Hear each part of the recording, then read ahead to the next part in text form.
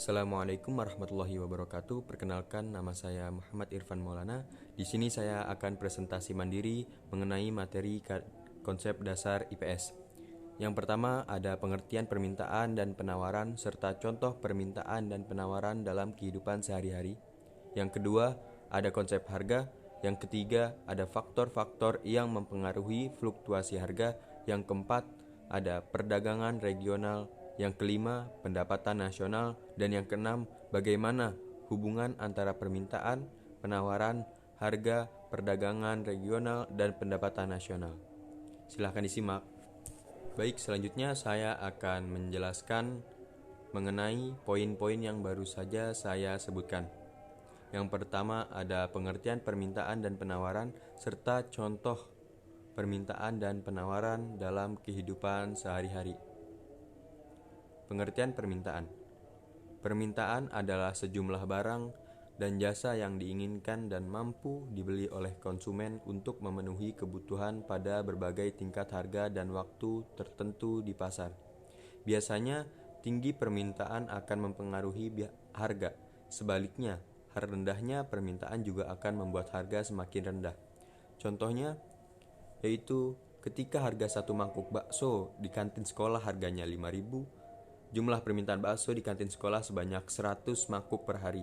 Namun ketika harga bakso naik menjadi 8.000, jumlah permintaan bakso menurun yaitu menjadi 40 mangkuk per hari. Kondisi ini terjadi karena dengan harga bakso yang naik sementara uang saku siswa tetap, mengakibatkan daya beli siswa menjadi berkurang terhadap bakso. Berkurang sehingga jumlah permintaan bakso juga berkurang. Pengertian penawaran. Penawaran dalam ilmu ekonomi adalah banyaknya barang atau jasa yang tersedia dan dapat ditawarkan oleh produsen kepada konsumen pada setiap tingkat harga selama periode waktu tertentu.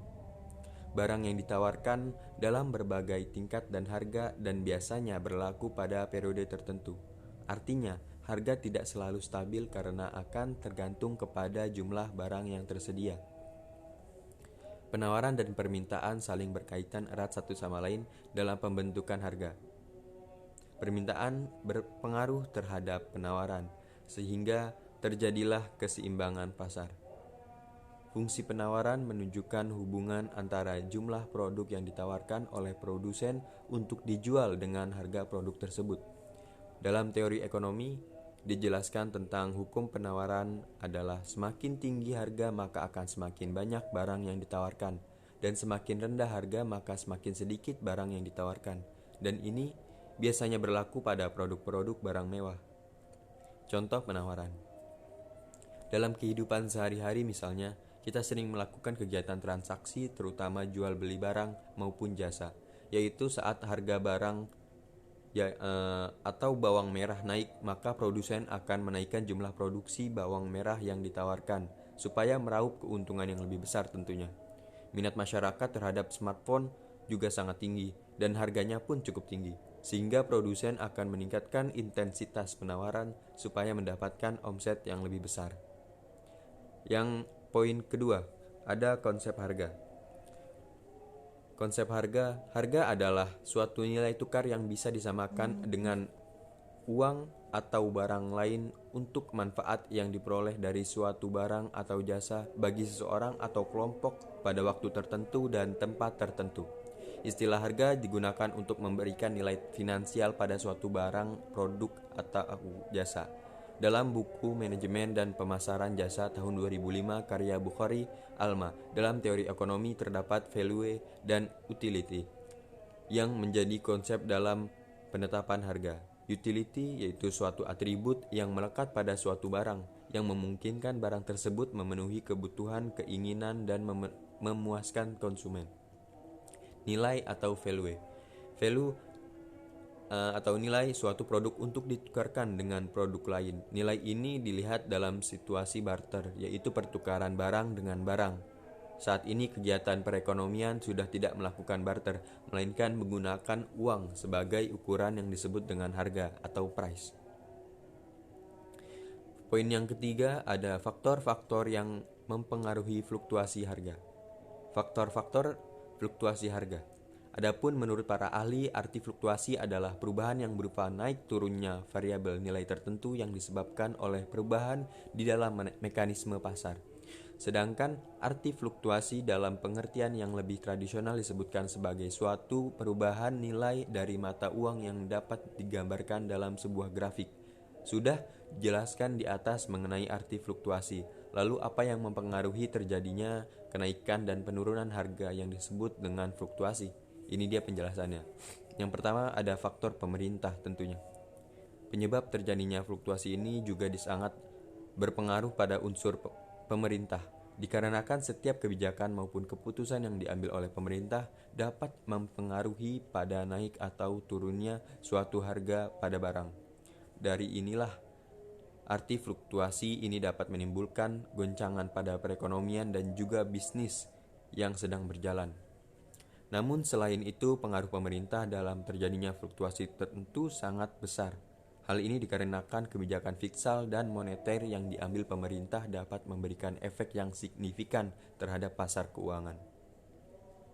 Dua kebijakan tersebut juga dapat bertujuan untuk mengatur perekonomian dan juga mengatasi situasi ekonomi negara jika terjadi krisis ekonomi atau inflasi yang tinggi. Yang kedua, adanya faktor ekspektasi. Dalam sistem keuangan, jelas ekspektasi sangatlah berkaitan dengan ekonomi. Ekspektasi sendiri yaitu harapan di masa depan yang bergantung pada tindakan saat ini dan membentuk fluktuasi di waktu yang akan datang. Namun dengan adanya ekspektasi tersebut, maka akhirnya pemerintah mengeluarkan kebijakan dengan harapan apa yang menjadi ekspektasi bersama bisa terwujud. Sebaiknya ekspektasi ini tidaklah dilakukan dengan sangat menonjol, sebab bisa saja ekspektasi Anda tidak terwujud dan tidak sesuai dengan apa yang Anda harapkan. Yang ketiga ada transaksi internasional. Faktor transaksi internasional bukanlah suatu hal yang asing untuk kita temui dalam dunia perekonomian, sebab semakin banyak sekarang ini perdagangan yang terjadi secara lintas dunia, seperti halnya kegiatan ekspor maupun impor. Dari transaksi internasional ini sudah tentu akan turut berpengaruh pada fluktuasi, sebab naik turunnya harga barang sangat bergantung pada transaksi yang terjadi di pasar. Maka dalam transaksi ini juga menjadi salah satu faktor yang berpengaruh pada perubahan harga barang. Yang keempat, ada penawaran dan permintaan. Dengan adanya faktor penawaran dan permintaan suatu barang, mata uang ataupun investasi lainnya dapat memicu terjadinya naik turunnya suatu harga. Namun di sisi lain, faktor penawaran dan permintaan yang ada juga akan mengubah suku bunga seiring berjalannya waktu. Dapat digambarkan apabila penawaran dan permintaan berkurang, maka harga barang akan semakin meningkat. Namun sebaiknya apabila penawaran mengalami kenaikan melebihi permintaan, maka harga pada barang akan mengalami penurunan. Namun apabila suatu penawaran cenderung stabil, maka harga dapat berfluktuasi, entah itu naik atau turun seiring dengan perubahan permintaan di pasaran. Poin selanjutnya ada perdagangan regional. Perdagangan regional adalah perjanjian perdagangan yang dilakukan hanya pada beberapa negara yang kebetulan kedudukannya geografisnya berdekatan. Dan salah satu perjanjian perdagangan regional yang ada saat ini adalah ASEAN Free Trade Area atau AFTA yang diprakarsai oleh Association of Southeast Asia Nations, sebuah organisasi regional negara-negara di Asia Tenggara. Poin selanjutnya yaitu pendapatan nasional. Pendapatan nasional merupakan seluruh pendapatan yang diterima oleh seluruh anggota masyarakat atau seluruh rumah tangga keluarga atau RTK dalam suatu negara dengan kurun waktu tertentu, biasanya dalam waktu 1 tahun. Pendapatan nasional dapat juga diartikan sebagai hasil produksi nasional, yang berarti nilai hasil produksi yang dihasilkan oleh seluruh anggota masyarakat suatu negara dalam waktu tertentu, biasanya 1 tahun. Perdagangan nasional adalah salah satu indikator untuk dapat mengukur perkembangan tingkat pembangunan dan kesejahteraan pada suatu negara dari waktu ke waktu. Poin selanjutnya yaitu bagaimana hubungan antara semuanya, permintaan, penawaran, harga, perdagangan regional, dan lain-lainnya. yaitu jika tidak ada analisa agregat demand dan agregat supply, maka pendapatan nasional ini berhubungan dengan pendapatan per kapita. Nah, sedangkan pendapatan per kapita ini erat kaitannya dengan adanya daya beli masyarakat. Peningkatan daya beli masyarakat akan kurva permintaan ke kanan. Selain itu, penawaran yang bertambah juga akan meningkatkan pendapatan nasional. Jika ada permintaan dan penawaran, pasti tercipta harga atau harga pasar. Jika harga tidak sesuai dengan keinginan atau angan pembeli, pasti terjadi penawaran. Jika harga sesuai dengan keinginan pembeli, pasti ada permintaan.